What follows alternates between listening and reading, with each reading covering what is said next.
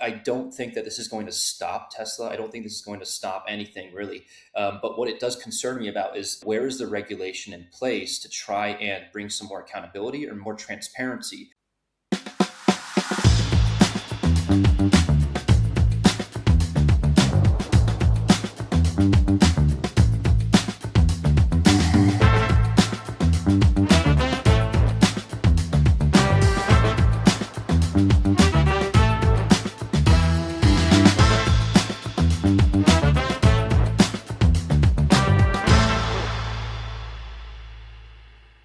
A woman is dead in a Texas suburb, and the driver has actually blamed Tesla, saying that it was driving itself. On June 19th, the Tesla Model 3 failed to make a turn on a residential street in Katy, Texas, and it accelerated through a brick wall and actually killed a 76-year-old Martha Avila, who was standing inside her own home. The driver told police the vehicle was actually in autopilot mode, and Tesla's VP of autopilot, Ashok Eliswami, posted on X that the driver manually overrode self driving by pressing the accelerator all the way to 100%, actually reaching 73 miles per hour in a residential zone. I think Elon Musk even said on Twitter as well that it's not possible because every Tesla automated system is programmed to not go fast in any residential neighborhood by the sign. The NHTSA opened a special crash investigation, and the family filed a wrongful death lawsuit in Harris County District Court, alleging Tesla's marketing overstated the system's capabilities.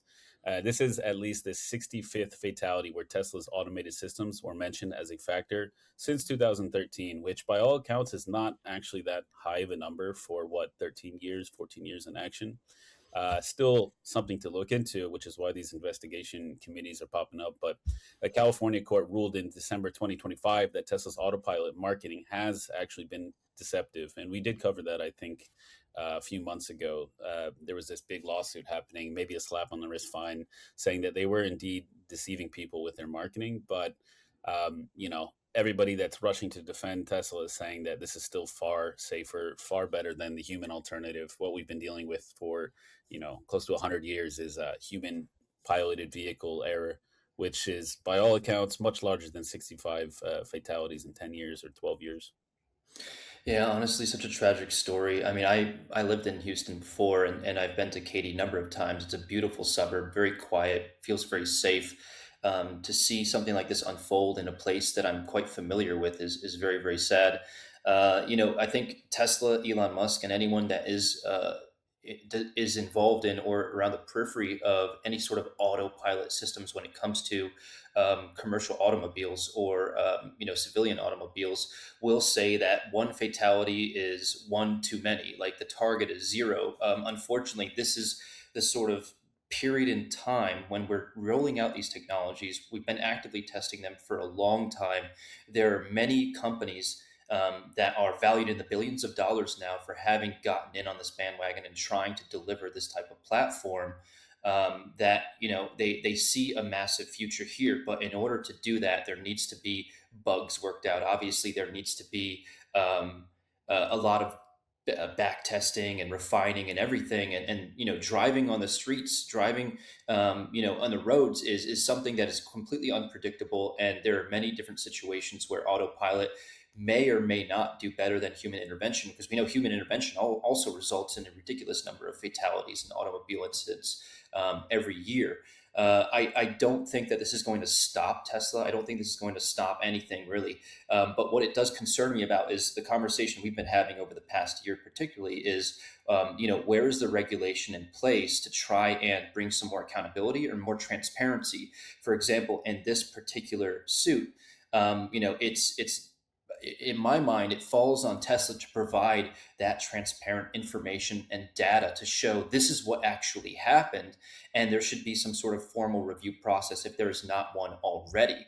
And that goes to the government or any sort of governmental agency that is enacting these laws to look at the data, look at the information, and say this is what happened. And if it's against what Tesla and Elon Musk are claiming publicly, then there needs to be some repercussions, because we know that Tesla and Elon Musk and many other players go on X or Twitter or Truth Social or whatever and just claim whatever they want with no accountability. And that is not a way of moving forward here.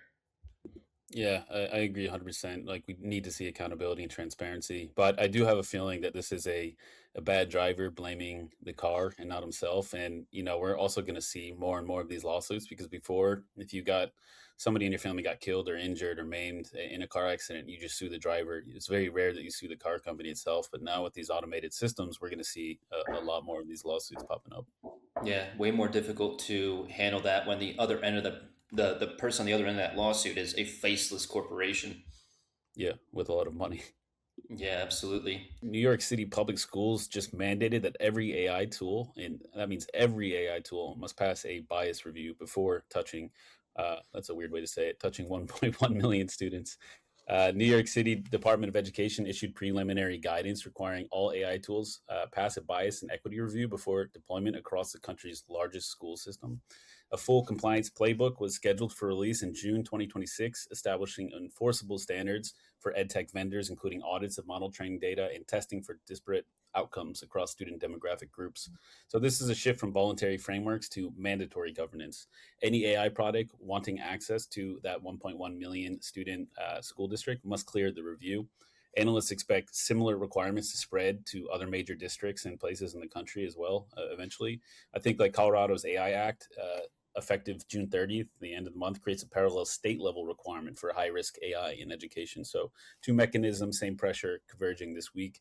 I think it's pretty interesting. Like, we saw the federal government banning or requiring the pulling off the public markets for Fable 5 after some exploits and some risks that were brought up, maybe distillation attacks from China as well. But we're starting to see on every government level, state, city, and now federal, that they're kind of aware of these risks and starting to require that they're able to vet these things. And, you and I see it. I think we've gotten like 10,000 pitch decks from AI tools and AI companies in the last like few months. So I'm sure it's no easy feat to assign people to review and audit all of these tools. A lot of them are just wrappers, anyways, but still, that's a lot to audit. Yeah, I mean, this is great news, honestly, and I think this is the natural progression of things that we've been seeing unfold in the AI industry, which is very much just an open market dynamic. We've got this technology that's progressing at record pace. We've got a lack of regulation or a lack of understanding that's resulting in a lack of regulation, and then we've got individual players, organizations, or authorities that are choosing to take matters in their own hands. And the ones that do experiment here effectively are going to be the ones that set the standard. And so I think it's very progressive and also very healthy for New York City school system to say we're going to implement these new types of safety checks and this gate pass system where we want to make sure that we're not introducing any sort of risk or bias into these school districts and these platforms that these children are using in an environment where they're meant to absorb knowledge, educate themselves, etc. Especially when we've been seeing so much controversy around OpenAI, XAI, Gemini, etc. These models that have been um, essentially facilitating crime or self harm or other things. Like this is very, very good that we're starting to see this type of attention being pointed more towards safety and security. So I love this personally, and I hope this does roll out to other school systems. This is obviously an experimentative landscape where these individuals are trying to figure out the best way of trying to provide these guardrails. And there's going to be some more controversy. There's going to be some more negative or sad stories. But we're on the path of trying to make things safer for everyone in a world where it seems AI is now unavoidable. Yeah, and one can argue that everybody needs these protections, not just children, but obviously kids are the most vulnerable population or part of the population. So, yeah, I agree with you. It's good to see these things starting to be put in place. Yeah, absolutely. Hey, it's your friend Mello from Arcanum Ventures. If you got any value out of this video whatsoever, we want to hear about it. Leave us a comment in the comment section. We look forward each and every week to reading those, and maybe give us a subscribe too, because we put out new content all the time, 4 or 5 videos a week. So maybe check one out now. Take it easy.